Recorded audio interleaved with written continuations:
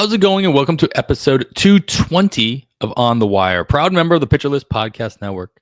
I am Adam Howe, joined as always by Kevin Hastings. Thank you all for listening and watching. We got a great show lined up for you as always. Glad to be back myself. I know I always started off with as always, but I feel like we've been a little spotty, Kevin, being side by side so far this season, at least in the summer. We were just talking about a lot of moving around, a lot of traveling for me and my family. As we were venturing to Tennessee for a wedding and then a couple of other family gatherings and what have you. So it was a good time, but missed being here with you. Good job last week, and glad to be back, man. How you doing? Oh, I'm doing great. Great to have you back, Adam. Shout out to Britton Allen for hanging out with me last week. Going almost 2-hour episode, and apologies. I misinformed our listeners and told them you were working last week. I really thought you were. I wasn't trying to cover for you there. I mean, I was working throughout the week remotely, but I wasn't traveling for work, unfortunately. Or fortunately, I don't know how you want, however you're looking at it. But you know, I learned this I learned this actually quite recently. I didn't grow up in the Midwest. I live in Indianapolis now, so right in the heart of it now. Been here for about 7 years. And I had to drive to Nashville about 9 months ago for work. And my boss is like, "Hey, can you go to Nashville for this event?" I'm like, "Sure." It's only about a 4.5-5 hour drive for me. I'll head over there when I need to. And he's like, apparently that's a very Midwest thing to say. To be able to say, yeah, it's just a 5-hour drive. I'll do that. Growing up in the Northeast, not something I considered, even though there's a lot of different major metropolitan areas to visit within no matter where you are in the Northeast, you can get to multiple major metropolitan areas within a 4-hour drive easily enough.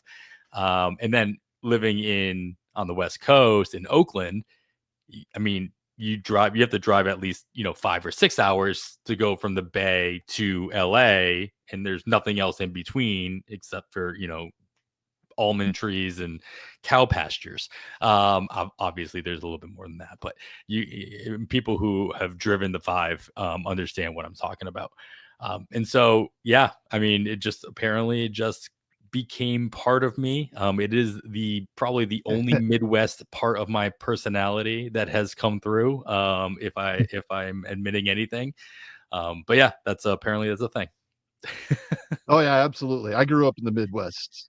Kansas City was 2.5 hours away. Even Denver was 8 hours away. That was a fairly common trip. Yeah. There you go. I mean, at least that's a pretty trip, to go all the way there. If you're going to make a long drive, Nebraska, you see nothing but corn for hours at a time. Nothing, not even other vehicles at times.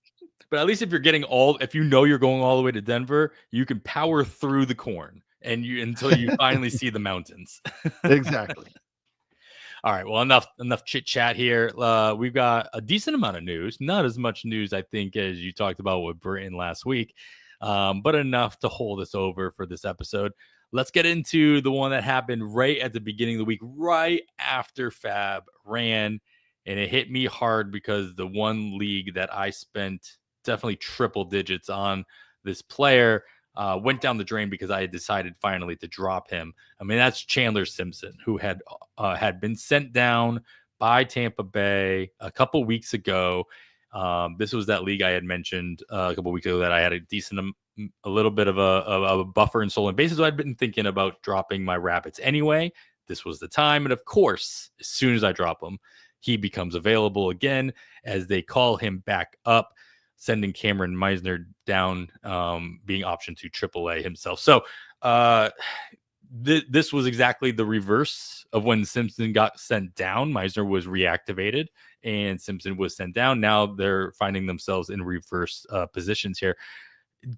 For my league and other leagues where people had dropped Simpson, do you see the same type of bids? Maybe not the dollar amounts because people don't have as much money as they once did, but the percentage of leftover FAAB being spent on Simpson just to get that one, if not two category bump?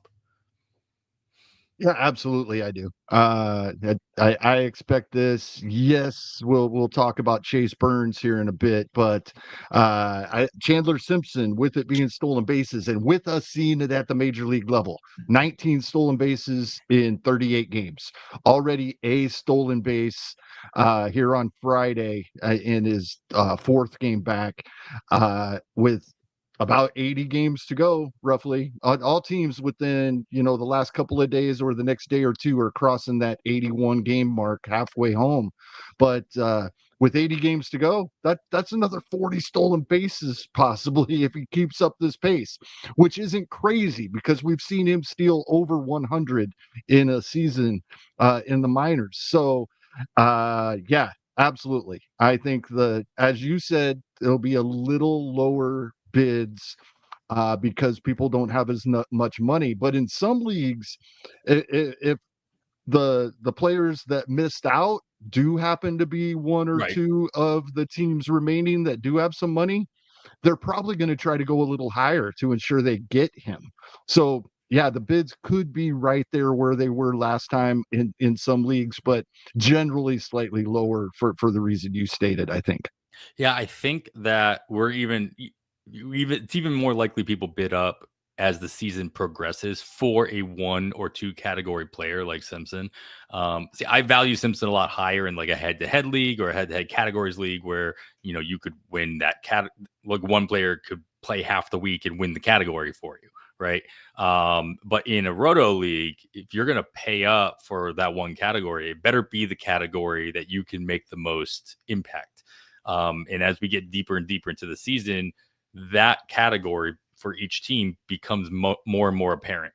And if you have the money and you can bid up, and that's the area that you can make the most impact on your standings, then yeah, of course, you should be spending the money on it because you have a more direct line to increasing your standing in your standings. All right. Well, I like your tease, by the way, on the Chase Burns. We'll get to him a little bit later. He wasn't even on the rundown as I'm looking at this a little bit deeper. I'm like, I got to add him in. So he's going to the end. So maybe I'll just sneak him in somewhere. So no fast forwarding. You gotta listen to the whole thing. Let's go into New York Mets territory where Luis Angel Acuna, Francisco Alvarez, and Jared Young were optioned to AAA by the Mets. Alvarez happened right at the end on Sunday, actually, as well. Mark Vientos returned on Friday. He was hitting sixth as the DH for the Mets as we're recording this right now on Friday evening. A lot of moving parts here, Kevin. But I mean, a lot of these options happened early in the week. As I mentioned, Alvarez at the very onset of the week on Sunday before the week even flipped. So what have we seen so far, and what do you expect, especially with Vientos returning into the mix as well? Well, it appears to me that Vientos is going to be locked into a DH spot for a while, and this could depend on performance as well. He was struggling for much of the first couple of months of the season, but if he can hit the ground running, and maybe the injury had something to do with why he wasn't performing as well. I think we all expected the batting average to come down a little bit from his breakout in 2024, but not quite to the extent it Right. did. But so this, Starlin Marte wasn't really getting enough playing time to be useful in weekly and even NFBC format leagues where we can change our lineup on Friday. Just very sporadic playing time. And so he's going to lose some of that, I believe. And also, Jared Young got sent down. He was the other DH. So half of the time is already lined up for Vientos. I think Marte loses some time here as well. And hopefully Vientos can get rolling and start piling up some home runs like he did last season. Yeah, Vince is definitely one of the bigger disappointments of at least my season, where I grabbed him in a couple places where I was just banking on third base power or corner power at that point in the draft. So would like to see that come to fruition, come at least a little bit closer to what we were seeing. I don't even need a full return in the batting average. I just need the power. I just need the Yeah. home runs from him. Speaking of disappointing home runs, I guess, or not getting them, the Reds won't be getting them from Jaime Candelario as he was designated for assignment. And here, finally, you know what? I will just combine all the other Reds notes Yeah, here there's a into lot of Reds one. moves. Well, sticking with the lineup, which will not have Heimer Candelario anymore, it will also be without Jake Fraley, who hits the IL, while Austin Hayes takes his place in the lineup, being activated himself. Chase Burns, as everybody is aware by now, made his MLB debut in the rotation. So, of course, the question is, how long does he stick into that rotation? And how much do you see him going for in bids? At the same time, maybe not as many moving parts as what we just talked about with the Mets, but still a lot of moving parts in the lineup for the Reds. What kind of impact are you expecting as far as playing time? Is somebody going to take a little bit more? Are we expecting somebody to, is Hayes going to get the kind of playing time with, being a 1-for-1 swap with Jake Fraley? Overall thoughts on the Reds. Let's start with their lineup and then we'll hit their rotation. Man, I just hope Hayes can give us a nice little period of good health here, because at times this season, when healthy, he's looked really, really good, but he hasn't been healthy very often. I think the Reds are going to give him the playing time as long as he's healthy because of how he has performed when healthy. So we're looking at, and the Reds were already doing this. Reese Hines is only going to play versus lefties. Santiago Espinal for the most part versus lefties. So yeah, I think it does work out with Fraley hitting the IL there. Yeah, I think Austin Hayes hopefully can, and I didn't check his ownership. I'm gonna check it really quick in 15s, because I think he was probably dropped in some spots. Not in 15, still 98% rostered, but he will have a little bit of availability in 12s. But he's been great when healthy. Only 80% rostered in the 12-team online championship. So it's worth checking in your leagues if Austin Hayes is available. I do think this is pretty much a 1-for-1, and he's going to play every day. Yeah, and of course, going back to Jaime Candelario, he'd been missing from the lineup for a long time anyway from Cincinnati. Being on the IL just kind of hurts when you come back from the IL and then, all right, get sent back Exactly. in. Oh man, does he get picked up anywhere in short order?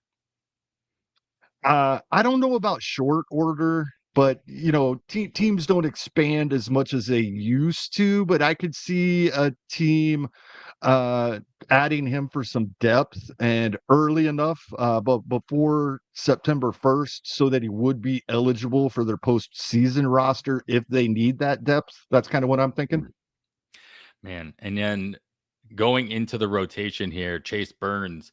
This is quite the rotate or the potential rotation that Cincinnati has going as of today. And let's not I think we poo on the stream ability against the Reds. Nick Pollock has coined the term the red, bringing out the red carpet, especially on the road when the Reds are on the road, like the equivalent of Rocky Road. But with Chase Burns entering the fray here, and I think Jeff Passan had mentioned it on Twitter as well, just the potential of this rotation. They're only the Reds are only 2.5 games out of a wild card spot. Like, they're not in a bad spot when it comes to playoff aspirations. Can this rotation come together in such a way that catapults them up to being possible buyers at the trade deadline and maybe invigorate the offense and start seeing a little bit more out of this team? Yeah, I think so. Offensively, the problem has been, at least recently, they haven't been able to hit lefties versus righties. They're performing well over the past 3 weeks. They're Mhm. seventh in terms of WRC plus as a team, 15% better than league average, but versus lefties, they're like 26% below league average, and towards the bottom of the list. So, and they face 3 lefty starters this week, half of their starters coming up this week. So we might not see this really turn quite yet unless they can Sure. improve versus lefties. But as we get more favorable matchups, they see more right-handed starting pitching. I think that they're going to score more runs, and then this rotation that you're alluding to, I think, is very formidable in that aspect for a team that is scoring a few runs, because they, you know, with Hunter Green down, Lodolo has his moments. Abbott's been good. Now we've seen Chase Burns look like he can be amazing, but all of these guys, none of these guys would we be shocked if they go out there and get blown up Oh, and sure. get killed. It happens. It happens. Fair. Happens to everybody, but it's not going to surprise us with these guys.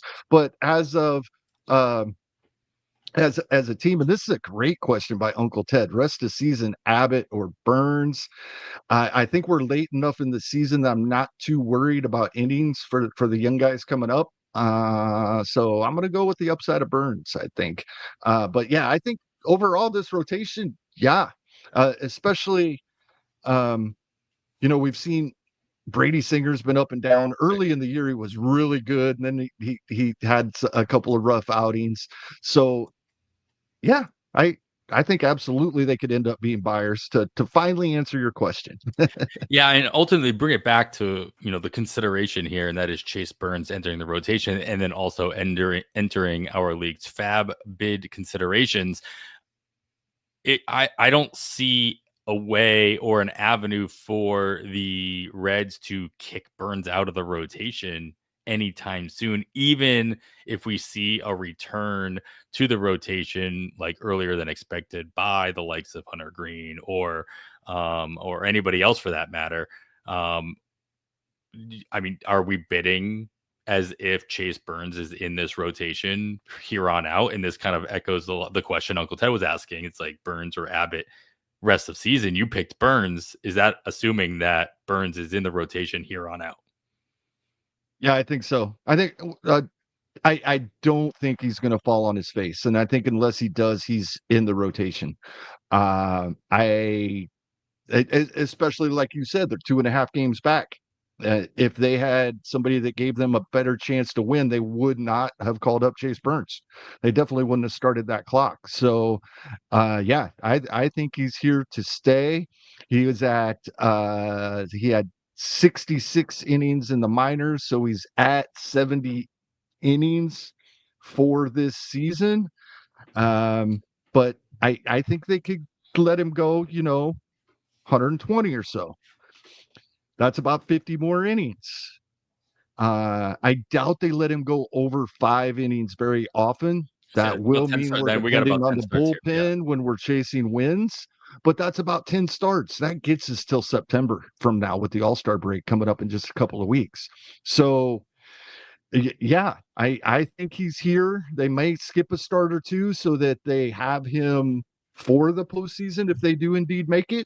But yeah, I think for the most part, but I do. My worry would be short outings. I don't think they're going to let him try to go too deep into games. I think that's how they'll limit the innings. It'll be really about his efficiency. The only way he makes it Yep. into the 6th or 7th inning is if he's just not walking anybody and he's inducing a lot of ground balls or whatever it is that can make him throw less pitches per inning. All right, well, we'll get away from the Reds now and we'll head over to San Francisco, where the Giants decided to option Tyler Fitzgerald to AAA. Of course, they have another actual infielder, that joined their lineup in Rafael Devers with the trade.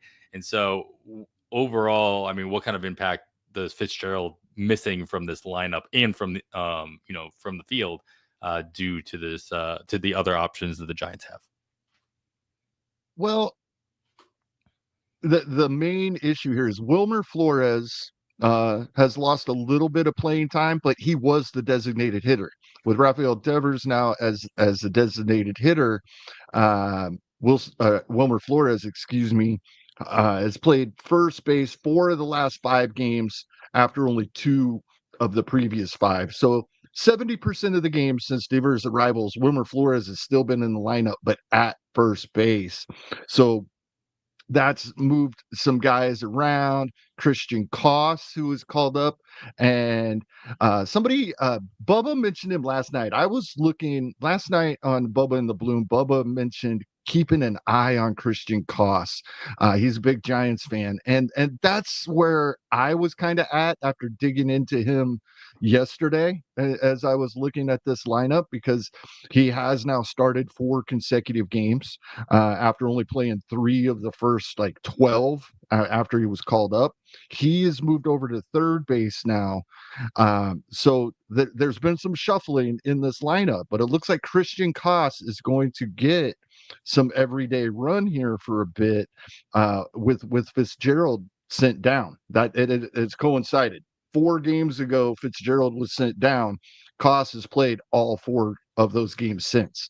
So I think he's the beneficiary, and I am not really interested in Koss at the moment, but it's just looking at it's just intriguing enough that I do want to keep an eye on it. Definitely over the weekend. Probably won't do enough that I'm interested this week, but I'm going to keep an eye on him for several days. Yeah, I mean, it's hard not to be interested in somebody that's just getting more playing time in general. Right, exactly. At any I point. just don't see much more than that yet, but I'm Yeah, hoping there exactly. might be something there. Yeah. Playing time usually comes with more volume, but if you're at the bottom of the lineup on a mediocre team doesn't have your back as far as the rest of the lineup goes, it's a lot harder to get to where you want it to be. So it's harder to get excited about it. And to clarify my point, I'm expecting Rafael Devers to be in the infield. Yes, he has not started at first base yet, but I was really hoping he would play first base against my Red Sox. Yeah, we all were, Adam. Yeah. Not all Red Sox fans were, but the rest of us all were. As a Red Sox fan, it's just one of those things. You're just like, I'd rather the player just stick it to the Red Sox ownership and management for just handling that whole situation so poorly. But anyway, I digress. Let's go into Arizona, where the Diamondbacks are going to be without Corbin Carroll as he hits the IL with a bone chip earlier in the week. Jake McCarthy was recalled to take his place on the roster. Obviously, this is not a one-to-one swap, but Carroll does leave a pretty big hole in the outfield. Can McCarthy or anybody else take full advantage? I don't know about full advantage. However, he got his first stolen base this evening, Jake McCarthy, and that's what we're interested in here, right? He had 25 last season in 142 games for Arizona. He was stealing bases, although not quite at the rate we might expect for Jake McCarthy at AAA. He had 12 in 49 games, but that's still, that's approaching a 40 stolen base pace. So I guess it just seems like he should have played in more than 49 games at this point to me in the season. So yeah, he's going to steal bases. 25 last season, 26 the season before. He's going to play right field until Corbin Carroll returns, and we're not going to see him till after the All-Star break, I don't think. Arizona hasn't made that official, but they have said Sure. that that's likely, and I think that is what we'll see with the fracture that Corbin Carroll has. We won't see him right when he's eligible to come, and hopefully the All-Star break is enough extra time that he gets back right away.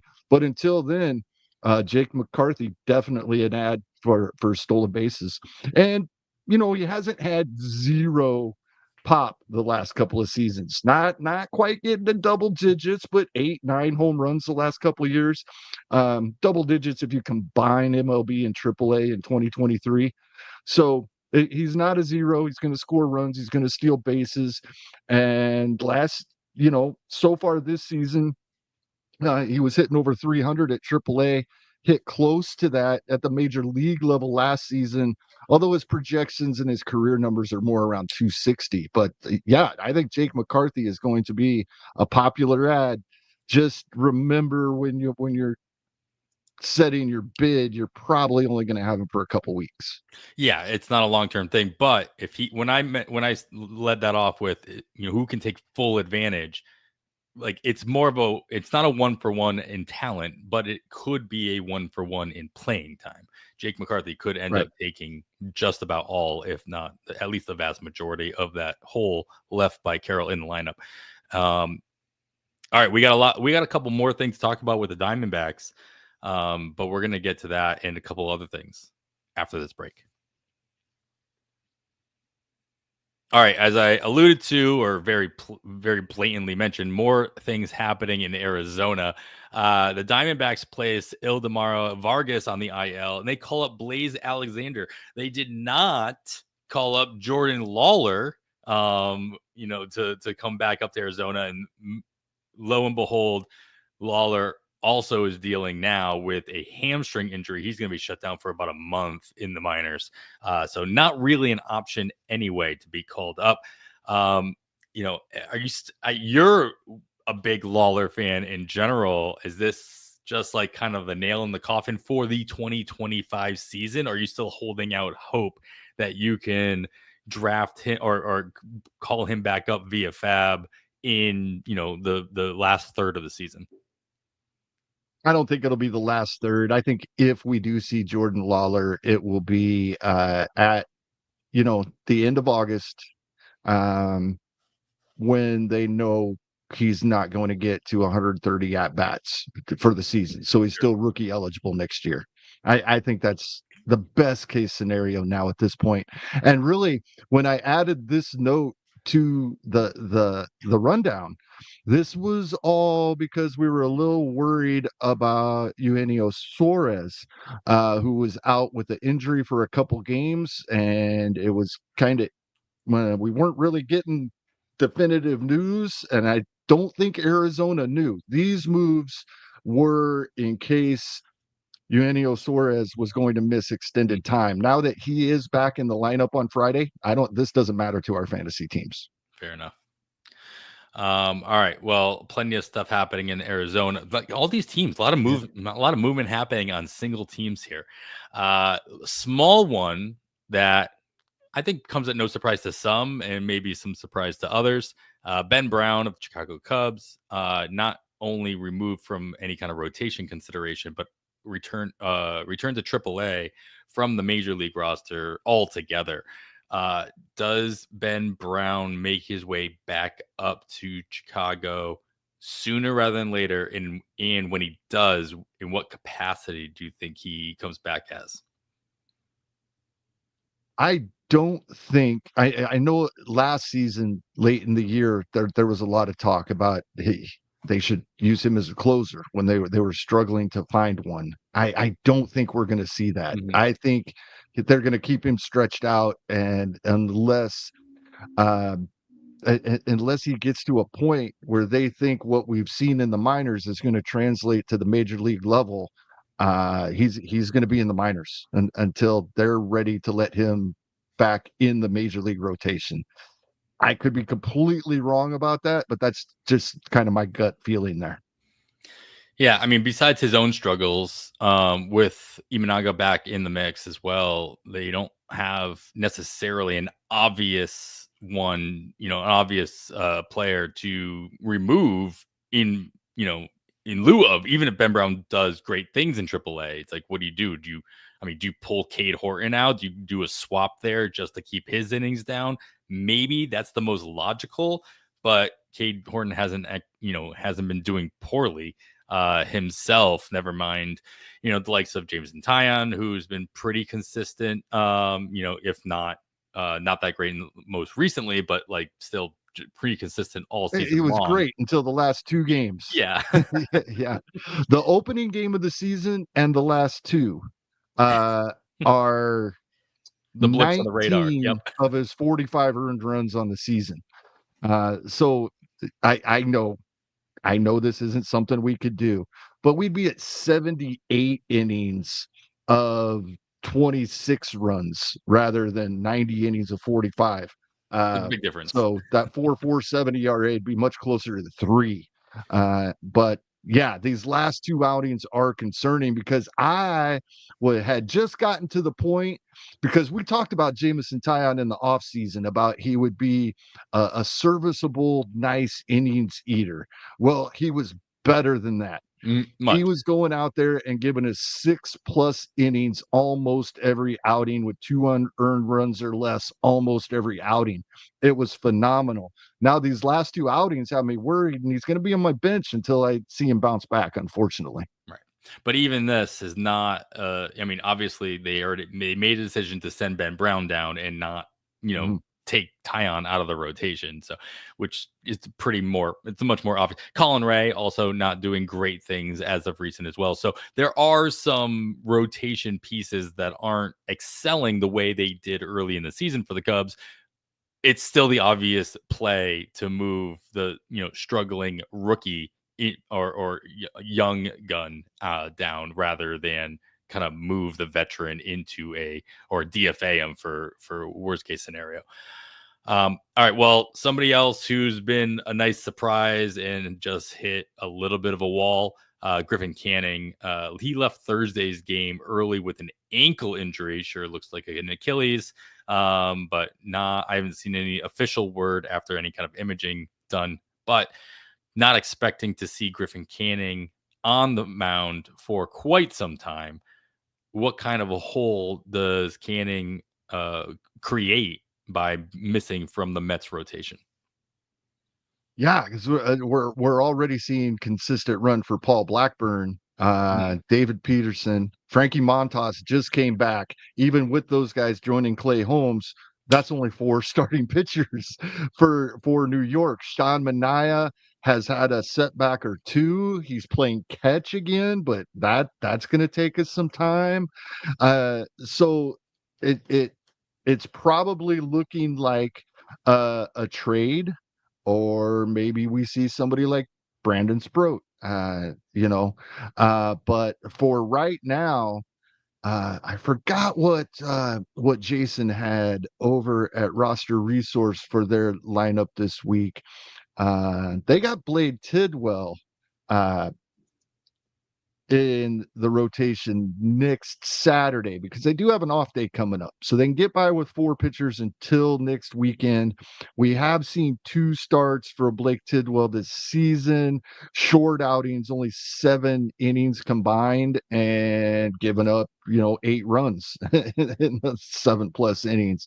So I'd expect maybe we see a move here. The trade deadline by next Friday or Saturday when they need a 5th starter. By then, we're almost a week into July, and the trade deadline is at the end of July. We've already seen some talk, not moves yet, but we're starting to see rumors and talk. I fully expect the Mets to do something here. Yeah, I'm not one to believe that the Mets are going to rely on a Brandon Sproat Right. as the savior, as the glue that can kind of piece everything back together. Plus, he's also not in the 40-man. Not that we're at a point in the season where that's less of an issue than ever. We're past the June Super 2 deadline. He put in some time at AAA. And so I won't be surprised to see him make his debut this year. But I do not think that's necessarily the answer to this rotation. I fully expect them to make an actual trade. Uncle Ted brings up Tong. I've seen that name talked about a little bit other places as well. But that definitely another possibility. Yeah. You can only do so many bullpen games though until that's gonna even with a long Right. relief guy or an opener slash follower combo. All right. Well, going into Texas now, we got word that it's expected that the Rangers are going to put Wyatt Langford on the IL, but they're going to backdate that. And so even with the time missed, he should be back in about a week. So, let's just say next weekend, that still leaves an opening, or a more consistent opening for next week for the Rangers lineup. Has anybody been standing out during Langford's recent absence that you would expect to continue? And is there an obvious, addition that the Rangers should make for, with Langford officially being off the active roster? It looks like Alejandro Osuna is going to get those at bats, and he came up and he was pretty intriguing. He'd shown some power in the minors, and I was somewhat intrigued. And he's 7 for 50 so far to start So not his good, major Bob. league career. But so far, getting those at bats, and tonight being his here on Friday as we're recording. 1 for 2 so far with a double. That's what they need. Texas needs Osuna to get going so they can leave him in that spot, because it's very evident that is what they want to do, in spite of his struggles this season getting all 3 starts since they lost Wyatt Langford. Yeah, fair enough. Yeah, just keep an eye on there and to see who actually gets the call to fill the roster spot. If it is another, a name that could actually do something, that that it's fine. Instead, if they use that roster spot for, add a reliever just to have an extra arm in the bullpen, since it is such, they're expected to be such a short time, that puts a lot more faith in Ozuna, in the rest of that lineup to continue to run with it, and you'll have a little bit more playing time to play with. Yeah, unfortunately, that they've tried to give Ezekiel Duran another shot, and he just hasn't done anything. Just like we talked all last season, every time he kept getting opportunities when the Rangers had injured players, he was coming up and getting the playing time and doing absolutely nothing with it, and that is carried over to 2025. The other name that they've called up, and he hasn't gone back up yet, that maybe you see him in this short stint, is Dustin Harris, who spent some time in the DH position earlier on in the season. So that might be a name. If Dustin Harris were to fill in this roster spot, I'd be a little bit more worried about Osuna's playing time, filling in at a 1-for-1 ratio, because they might take that opportunity to kind of split some time. Last one here, Kevin, unless anything else came through while we've been talking. In Philadelphia, they are expecting Bryce Harper to be back, not this week, but next week during their next homestand. So we've got a whole nother week to take, for somebody, or for the rest of that lineup to continue to eat up those extra at bats. But once Harper is back, who is losing out on the most playing time in the Phillies lineup? It's going to be Otto Kemp. And in spite of 14 home runs and 11 stolen bases in 58 games at AAA this season, he hasn't done that at the major league level.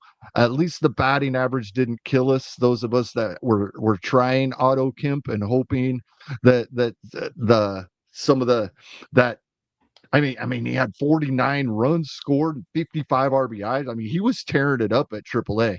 It's just not carried over to the major league level. The walk rate lower, we would expect that. The strikeout rate is actually right in line with what we were seeing. So that's encouraging, probably why the batting average is okay in the 240s. But no home runs, only 1 stolen base. Hopefully he gets a couple of each this coming week, because that's going to be the end of his playing time.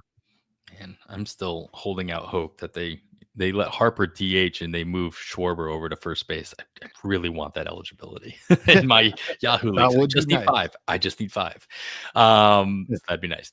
Anyway, that sums it up. I didn't see anything new go in, but if anything does come in, we will try to squeeze it into one of the next sections here on the podcast. But that's going to wrap it up for news and notes of this episode. As always, we missed a whole bunch of stuff that we decided not to put in, that may or may not have anything to do with your FAAB considerations. If you're interested in all that, you should be listening to the First Pitch podcast with Jay Crumpler on the weekdays and Trevor Huth on the weekends. They break down all the news, highlights, and observations from every day's worth of games as well as looking ahead at each slate to keep you up to date with everything you need to know to win your fantasy leagues.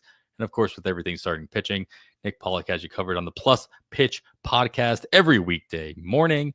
He records it live at playlist.tv/pitcherlist. You can watch them live there, and you can watch the recording on YouTube if that is how you like your medium. Otherwise, look for that audio to come out around noonish, pretty much every single day during the week. All right, we are going to take another quick break. When we come back, we will get to all of our actual recommendations for all the categories one by one, but we are going to take a quick break. All right, we are back. Of course, you are still listening to On the Wire, whether you're watching us on the tube of views or listening to us on wherever you get your podcast. We thank you so much for supporting us and listening to what we have to say.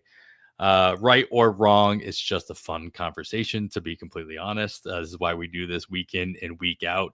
And we find other people to talk about it with when one of us has to take an off week. And that is usually, except for the one time this year I've had to do it on my own, is usually not a problem. So I just want to give a shout out to everybody out there that has ever been a guest on the show, has ever filled in for one of us, Britton Allen being the most recent one last week. Thank you so much for your time, for your energy, for just being there for the game that we all love to talk about, and just having a good time.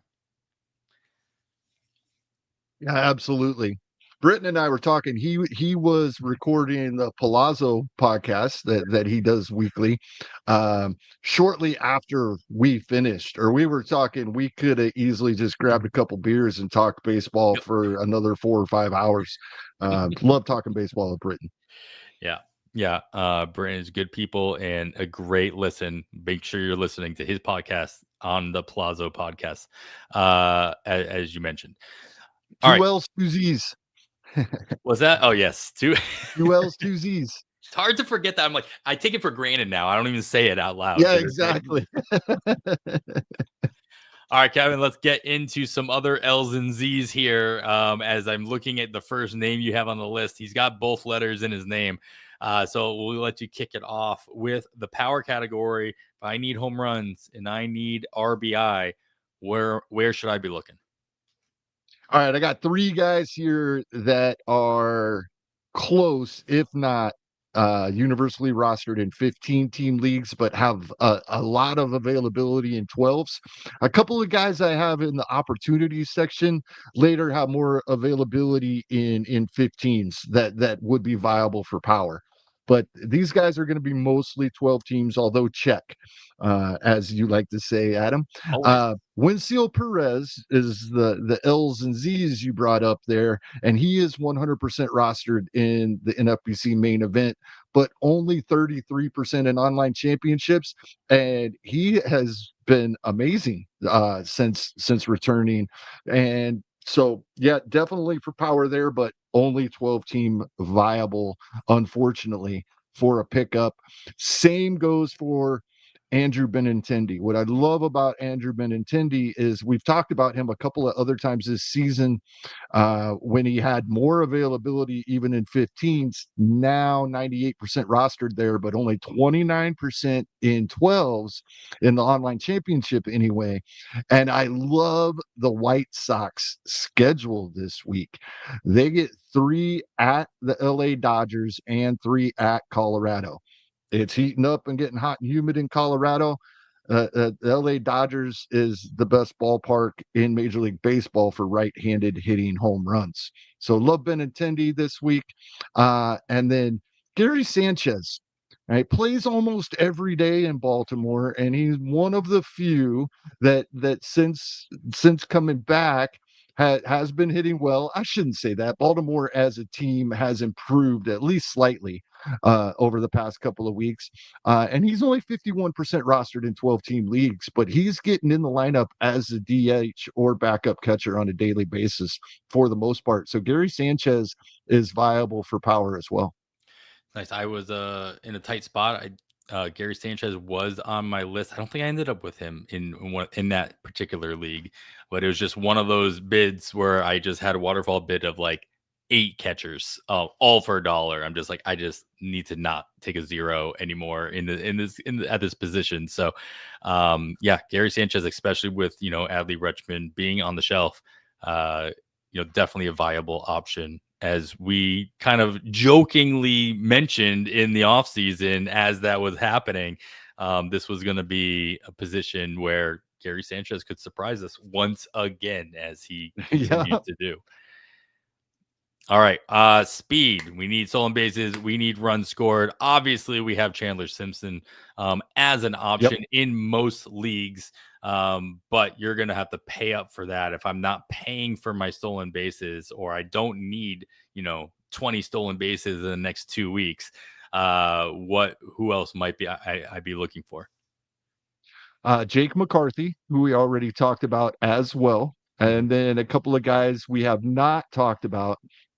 I don't think people or not everybody, because he's 48% rostered, but I kind of doubt a lot of people in 12-team leagues that don't roster Zach McKinstry realize how well he's playing and how much he's been running recently. He's 9 of 11 in stolen base attempts on the season, but 6 of those have come in the last 3 weeks, 6 of 7 in June in stolen base attempts. So he is 93% rostered in the main event, but only 48% once again in 12-team online championships. A guy with a little more availability in Milwaukee, playing every day now, and it looks like this could be he might get this run here for a while. Isaac Collins in Milwaukee, 67% rostered in main events now because he's been doing this for a few weeks. Only 6%, however, in 12s. And I think he's 12-team viable, especially with the schedule that Milwaukee has coming up this week.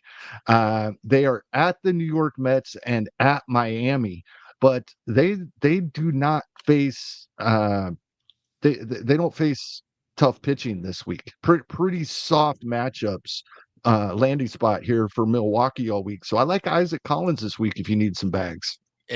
Just the fact that he's facing Miami, that alone, Miami Who is has on allowed the like, most stolen bases in almost baseball? Yep. historical numbers of, Over of a stolen base per game, I believe they're yeah. averaging, So giving up. Yeah. Isaac Collins can definitely take advantage, as can a good chunk of the Milwaukee lineup in general. So if you're not already targeting Miami as a team to stream some stolen bases against, you need to start paying more attention and just start doing that.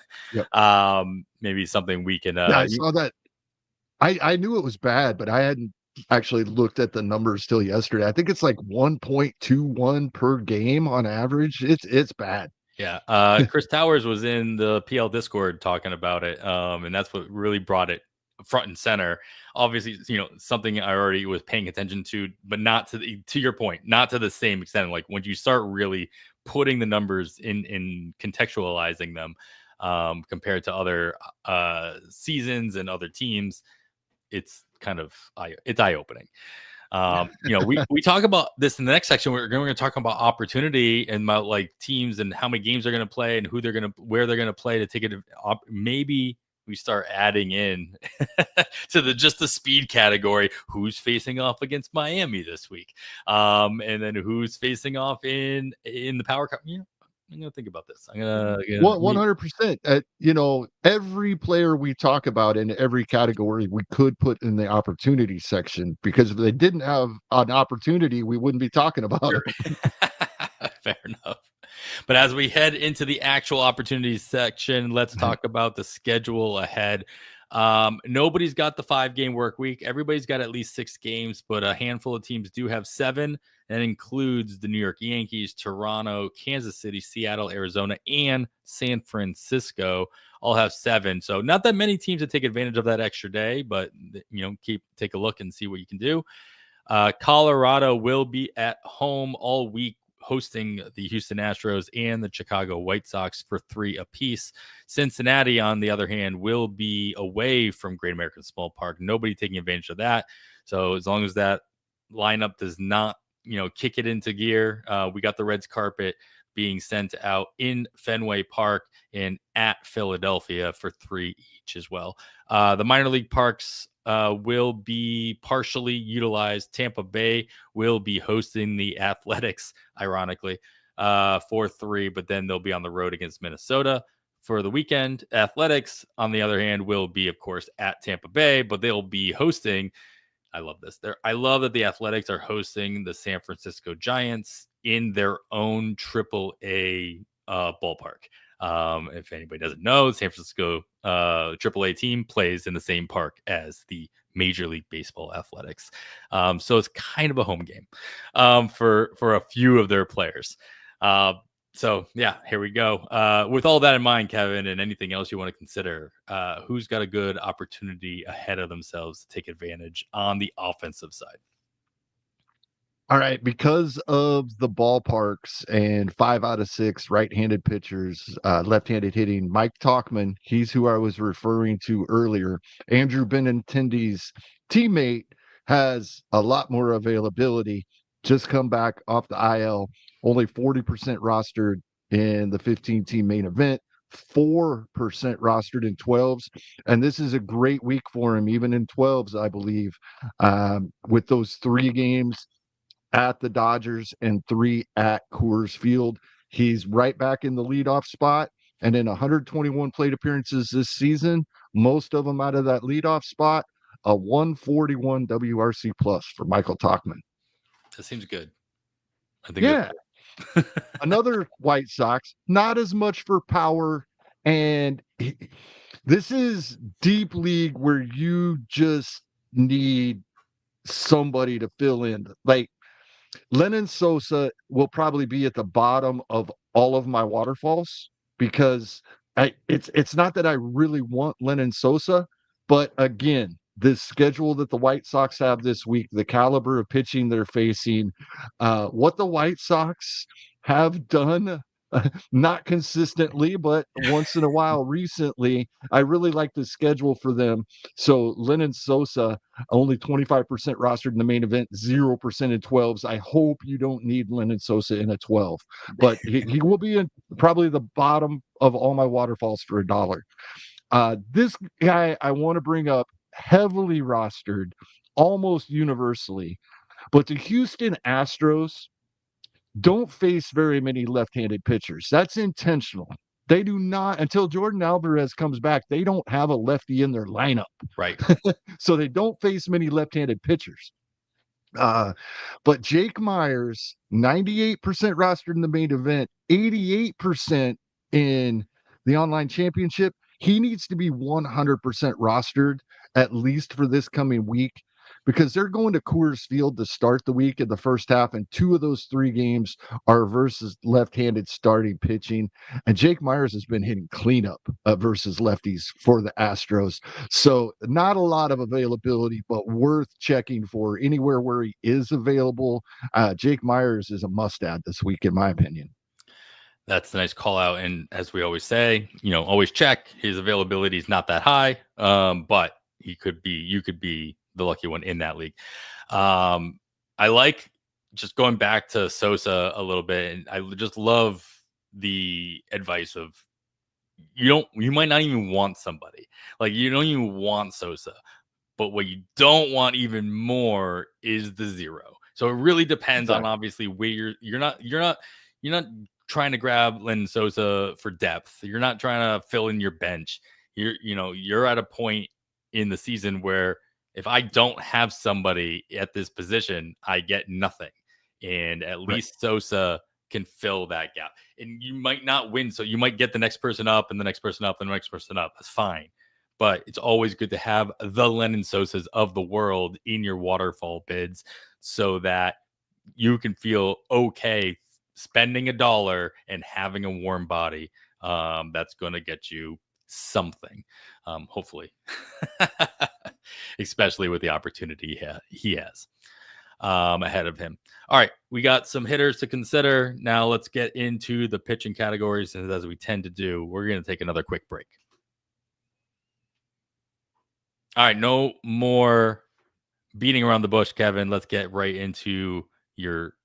This is the way I like to see look at this. Every once in a while, you give me one with like one or two. You got when we've had so much news recently, we haven't had time to do this. Yeah. So take a deep breath and let everybody know. I love the first one. Honestly, I'm hoping he stays in the rotation in Baltimore. But I'll let you do your thing here. Who are you looking at for an opportunity to get some wins and some strikeouts in the coming week? Yeah. So I went through team by team, like I have a few.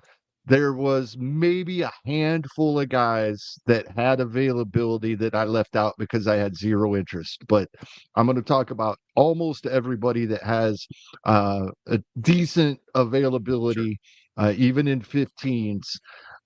And some of them I'm not really interested in. I'll bring that up. I'm starting with Trevor Rogers in Baltimore, as you alluded to. He's available in almost half of 15s and almost all of 12s. He's at Texas and at Atlanta. Both Texas and Atlanta over the past 3 weeks as a team, horrible versus left-handed pitching. A 74 WRC plus as a team for Texas, 86 for Baltimore. I think I run Trevor Rogers out there for that two-step. His teammate, Charlie Morton, talked about him last week, still available in over a third of 12-team leagues, and he's come around this season. I know earlier in the season he was really struggling. He had like a 1.6 or 1.7 whip. It was horrible, but he's come around. He's getting wins. He's getting strikeouts. Baltimore's giving him a little run support. That probably has a lot to do with that. Their teammate, Tomoyuki Sugano, much less availability, but he gets that at Texas as well. He has not. My concern with Sugano is he was cruising along pretty well, and now 3 consecutive starts he hasn't made it 5 innings. That's a little concerning. For your Boston Red Sox, well, I'm going to cut you off because you're talking about so many Baltimore pitchers. I got to get your take on the fact that Cade Povich is supposed to be coming back next week as well. Mm-hmm. I think he's either slated to start and or follow on Tuesday, pending his even after his blow up in his rehab stint didn't go so well. Does Povich actually kick somebody out? And I alluded to this by saying, do you think, Trevor Rogers is the one that does he stay in the rotation here? Do they go? I think he would be the one bumped if they do put Povich back in and stick with a 5-man rotation, and then Povich would get one of those Atlanta starts, I'm guessing. Well, they could just bump everybody back. They have that off day Thursday, so that wouldn't affect things much. So yeah, you're saying Tuesday, if he gets in there and they move Morton, then Sugano is at Atlanta. Just something to monitor over the weekend. Absolutely worth keeping an eye on. You're definitely going to get that first start out of Rogers on Monday. Whether or not you get, which is the one I want more anyway. Yeah, of course. Yeah, the one if it wasn't a 2-step, I'd probably be interested versus Atlanta. Definitely interested versus Texas. Sure. Yeah. Sure. Especially Langford. That's where I would be there. For your Red Sox, Richard Fitz versus Cincinnati, and I say maybe because Cincinnati all of a sudden over the past 3 weeks is we brought it up earlier, 7th in Major League Baseball versus right-handed pitching in that time. So I try to find another option, but he's got a lot of availability, 2/3 of 15s and almost all of 12s. He's out there available. I love Eric Lauer versus the Angels. He's 49% in 15s, 7% in 12s. Slade Cecconi in Cleveland, he is at Washington. He's 90% rostered in 15s. You probably can find a better option in 12s, but he's 30% rostered there as well. Now, the Twins, I know these guys haven't been very good recently, but they both get to face Miami at Miami. Now, Miami's been a little pesky versus righties recently. They've been performing better. They're like mid pack over the past 3 weeks versus righties. But David Festa and Simeon Woods Richardson have both had their struggles. I think, though, if we're going to use them, if we're not using them to pitch at Miami, drop them Why were Sunday you? night, Yeah, sure. right? That's where I'm at there. And a couple other guys I'm going to talk about. It's kind of that way, I think. Tyler Anderson gets at Atlanta, at Toronto. He's available in over a third of 15s. And we talked about Atlanta earlier, not performing to what we thought, and we all expected a rebound over last season. And I don't think it's been quite that bad, but it hasn't been much of a rebound for the Atlanta lineup. And Toronto's been kind of up and down. This is my favorite. And he's available in almost 60% of 15s, and he's available in 96% of 12s. Emerson Hancock of Seattle. Now, Emerson Hancock has not been great when we've seen him this season, Right. but he gets Kansas City and Pittsburgh, both in Seattle, the two worst teams offensively over the past 3 weeks in Major League Baseball. So I love Emerson Hancock with these matchups to get going and show us why we heard about him when he was 17 years old. Patrick Corbin, always going to have some availability, so he's always going to get brought up. He gets Baltimore at home and then at San Diego, and they're better matchups than you'd think when you actually look at the numbers. So I do like Patrick Corbin in this two-step, at least in 15s this week. Bryce Elder for Atlanta is going to get the Angels. That's great. And he's available in almost half of 15s and over 3/4 of 12s. We talked about Chase Burns. He's available everywhere. I feel like if you look at your leagues at what Mizorowski went for last weekend, and then see like what was the backup bid There on you go. Look, Mizorowski. yeah, If exactly. they can, if they have enough money to go what Mizorowski was won for, they're probably going to try to approach that, right?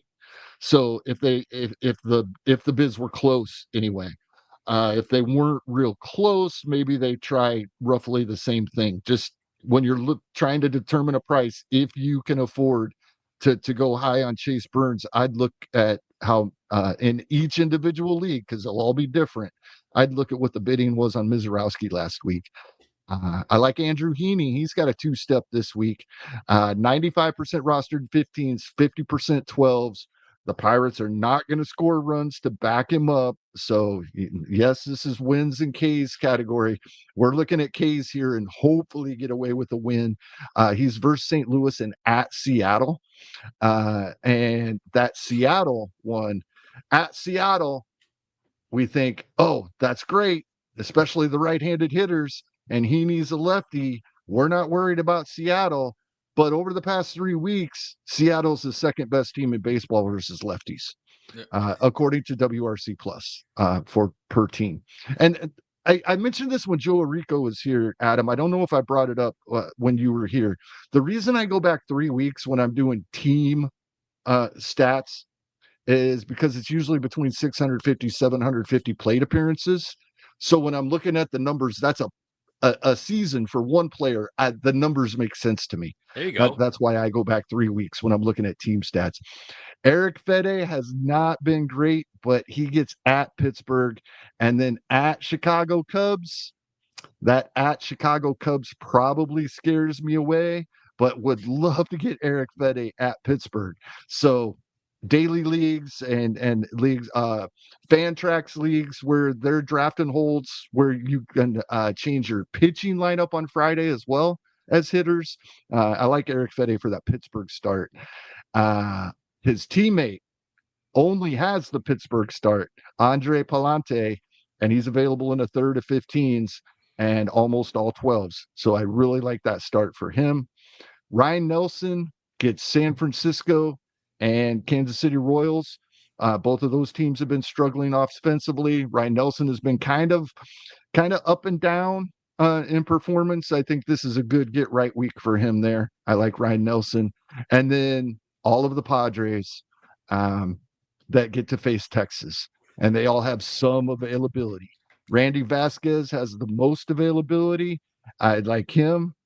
Stephen Kolek, he's a little over 50% rostered in 15s, but only 15 and 12s. And we think we'll see Yu Darvish next weekend versus Texas. He is 84% rostered in the main event, but only 15% in 12s. 12-team leagues, I'd be whether he gets to make that start versus Texas next weekend or not, this weekend is when you want to grab Yu Darvish. Yeah, fair enough. I mean, I guess best case scenario, he doesn't make the start, and then he gets the two-step the following week in theory. So there's that. You have something in your back pocket. Yeah, great. All great call outs across the board here. Love that, somehow Patrick Corbin makes it on this list every single week. That's because nobody he's actually performing. He's always available, so I have to talk about him. You have to.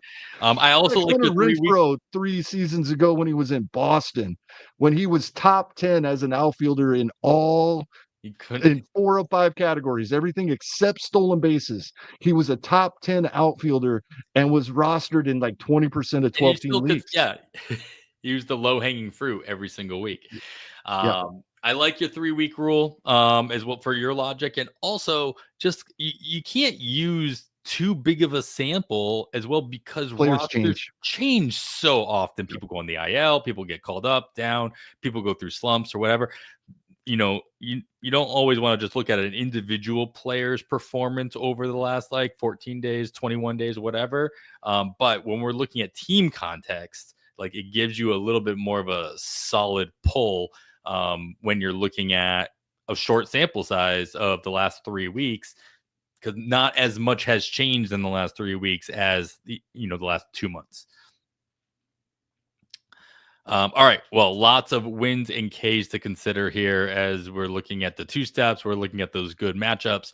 But we also need to be paying attention to our ratios, as always, Kevin.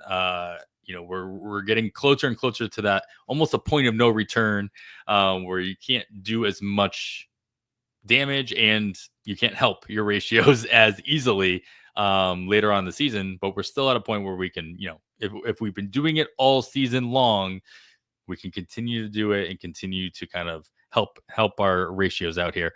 Who can help our ERA and our WHIP in the coming week? Yeah, and stabilize it, right? Yes. They may not be a huge help as far as moving it, but they can help maintain and we don't fall off. I think is the point where I'm at when I use these guys over a couple of the guys that I had concerns about in the previous category. And as usual, I went to Rick Graham's hold up article that comes out on Thursdays. And I don't even look at the lists, because when I start reading the article, he's always, every week, he's going to talk about the handful of guys that are most interesting to him this week. And a couple of them, Toronto Blue Jays this week. And these guys both have ERAs close to 1. and whips under 1. Yariel Rodriguez, who has taken over the 8th inning job with Yimi Garcia, struggling and hitting the IL too, I believe. And Braden Fisher. Both of these guys have been phenomenal since the beginning of May. Their overall numbers are outstanding, but since the beginning of May, they're even better over the past 2 months, once these guys have got settled in to the bullpen in Toronto. So both Yariel Rodriguez and Braden Fisher, tons of availability. Toronto's schedule coming up this week, 7 games. Yes, at the New York Yankees, but I am fine with that, and definitely love the 3 at the Angels. So nice 7-game week for a couple of relievers in Toronto that have been outstanding for a good 2 months now. Yeah, and this is just the ratio category. But a lot of these guys can find their way into a vulture save here or there. Not to mention that you Both of picked a them have good. a handful of 2-inning outings. Yeah. Yeah, So they're getting 3 to 4 innings a week because we're seeing them. I looked, they're both averaging 3 appearances a week, and about once every fourth outing is 2 innings. So we're getting 3 to 4 innings a week out of these guys. let's not forget that just Jeff Hoffman, their closer for Toronto, has been driving the struggle bus for the majority of the season as well. So not saying that Toronto's going to make a change at that position, but maybe if there is a phantom IL stint for Hoffman in the near future, one of these guys, along with Brandon Little, will be in contention for some extra vulture saves in Toronto as well. But that leads us to our final actual category, and that is saves, Kevin. I was in the background driving or helping to drive the David Lee bandwagon in Atlanta, not realizing that Atlanta had not had a save in like over a month. Never mind Right. any individual pitcher getting a save there. And then of course Iglesias comes in and he gets a save, and then Lee gets a save. Then I feel like there were like 2 or 3 saves in a row. Atlanta's situation is still kind of up for grabs, but it does look like Iglesias has the inside track to holding on to his actual job. Any other situations in baseball that might find ourselves rostering a new closer? Well, I was talked about the Philadelphia situation last week, and I said I'd take whoever I can get for a smaller bid between Strom and Kirkering. It looked like they were going to split. I think the Phillies might have even told us they were going to split from here on out. And then they both struggled this week. Mm-hmm. I'm not so sure we won't see Romano back. I think if Romano was dropped, I might throw $1 or 2 on him just to see as a spec. Sure. I'm looking at Grant Taylor in Chicago. I know they have 26 wins halfway through the season. So what do they have? 15 saves probably. I know, but it does look like Grant Taylor is the guy for now. He got the most recent one. He got a hold a couple of nights ago. So I think he is the guy they're going to turn to in the ninth most nights if they continue to string a few wins together here and there like they have. So if you're really, really just digging for saves, I think Grant Taylor's the guy in Chicago. Yeah, we always say like a good closer on a bad team can still be very valuable as long as he is the guy. Right. So And if it used to be so much more true when the worst team in baseball still had a 400 winning percentage. Those days are long gone ever since the Astros and Royals showed us how intentionally, out of tank, right? yeah, sure. Mid 20 teens, this is how you rebuild. So we're not going to see that anymore when the worst team in baseball has a 400 winning percentage, but it was great back then. Yeah. Well, the White Sox still need to learn how to do the whole rebuild thing.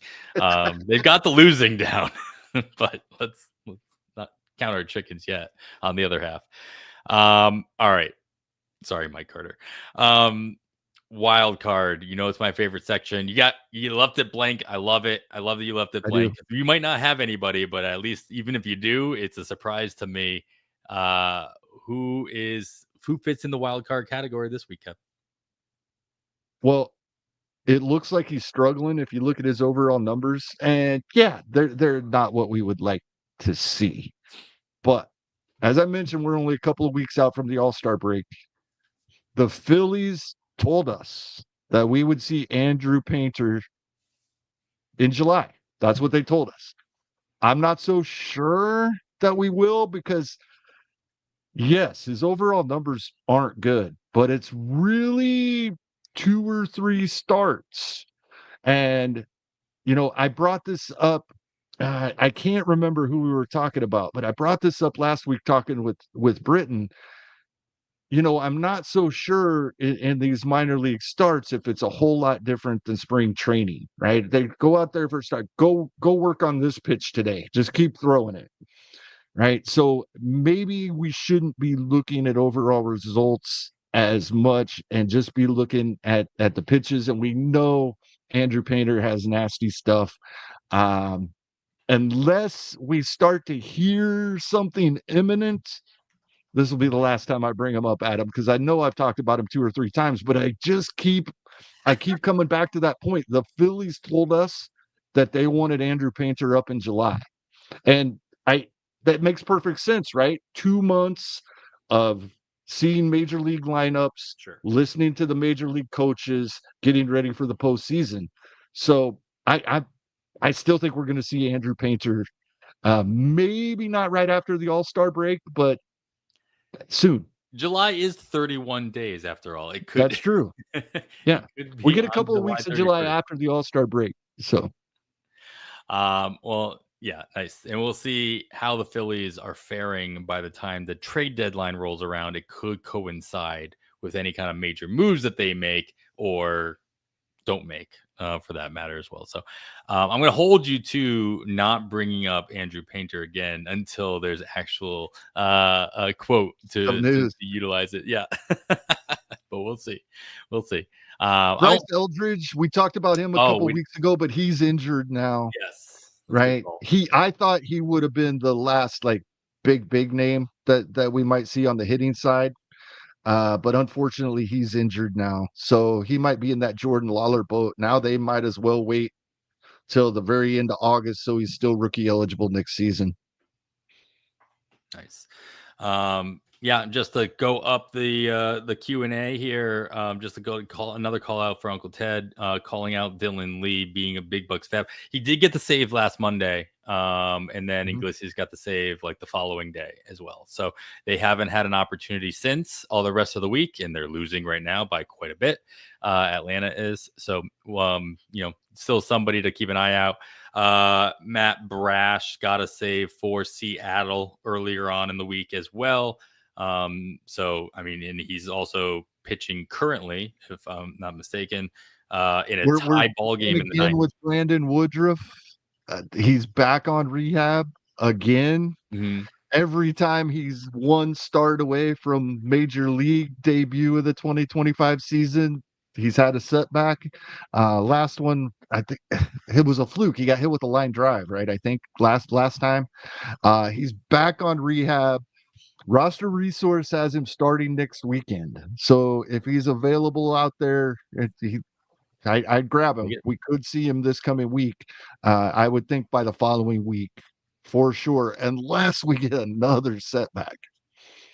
Yeah, I hate when the setbacks are all different. They're not related at all. It's like, at least if the setback is related to the original injury, you can be like, all right, I'll cut bait. But a new thing, it's like, oh, it's not piling on to the old thing. It's something fluky. It's something different. I got to hold on longer, but I'm missing out for even longer as well if I am stashing. So anyway, rant over on that one. Kevin, this was a pleasure. Lots of great names to consider. Leave us with some final pieces of advice or tutelage as we close out the month of June. Yeah. I bring this same topic up, but in different ways a few times throughout the season. And I've talked about, the narratives that are in our heads, and things may not be the same way they were a few weeks ago. I know that ballpark factors can be very volatile. And that's the reason we typically use a 3-year rolling average, and almost any set you pull it up, that's the default. But you can change it to 1 year, and I think there is value in that. Like last season, we realized that Cleveland was a lot more home runs were being hit in Cleveland. We found out from Eno Saris it had to do with taking seats out of the top of the stadium. So there is value, I think, in checking it out. I'm not going to rely on it and think of it as gospel looking at just what's happening this season, but there's a lot of things going on. For example, Kauffman Stadium, Kansas City, has been a top, just outside top 5, well inside top 10 run scoring environment for a decade. This year, it's the second worst park in baseball. Now, I think the home team can have a lot to do with this. When you have a team like the Kansas City Royals that can't score runs to save their lives, They're weighting but it their down. Yeah. pitching has performed, so the away teams aren't scoring runs either, it's going to make it seem like the ballpark is playing very poorly. But I don't think that explains all of it, All of it, to sure. take it all the way down to second worst from a top 5 team, right? The Baltimore is right back. Camden Yards is back. And remember how much we used to love Camden when we got to this time of year? And it's a top 5 ballpark in Major League Baseball for home runs. And right behind Dodger Stadium. It's the second best. And it's getting hot up there in the Northeast. So, yes, once again, I'm talking about check on these narratives that we have in our heads. Make sure they're still true. You know, for 2 or 3 seasons now, right-handed power has been zapped in Baltimore. All of a sudden, it's back to what it used to be. Even though they didn't move the fences all the way back in, it's playing as if they did. So, yep, check on things. Don't just trust that everything stays the way it was to start the season. Kevin, I know you're out there in your little Hawaii bubble, but just like the entire eastern part of the continental United States has been hot, and it I is know it got, I looked at that last so week hot. because I was looking, and Colorado was 100 degrees, still is Right. this weekend. Yeah. It's going to cool off this Well, coming week, sure, low sure. 80s in Colorado. Oh man, But it's been yeah, awful. it's that time of year everywhere when Yeah, just yeah, ballparks change.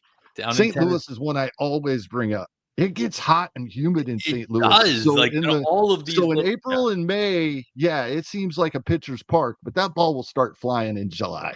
yeah, it doesn't matter how the dimensions of any ballpark, and when you are hitting triple digits in cities that aren't necessarily thought of as triple digit type of environments. Yeah. It was triple digits in the Northeast, in Fenway and New York, and down where I was in Tennessee. So, you're the closest one you got there, obviously, is, probably Atlanta and what have you. But yeah, ball's gonna fly regardless. You don't have to be at the altitude of Colorado, but it doesn't hurt to be at the altitude of Colorado and also be triple digits. Right. All right, with all that and everything else, that's gonna do it for episode 220 of On the Wire. Thank you all so much for joining us and listening. Make sure you throw out a rating and review wherever you possibly can, wherever you're listening or watching. It goes a long, long way, and we really appreciate it. After all that, I am Adam Howe, and on behalf of Kevin Hastings, thanks for listening. We bid you goodbye.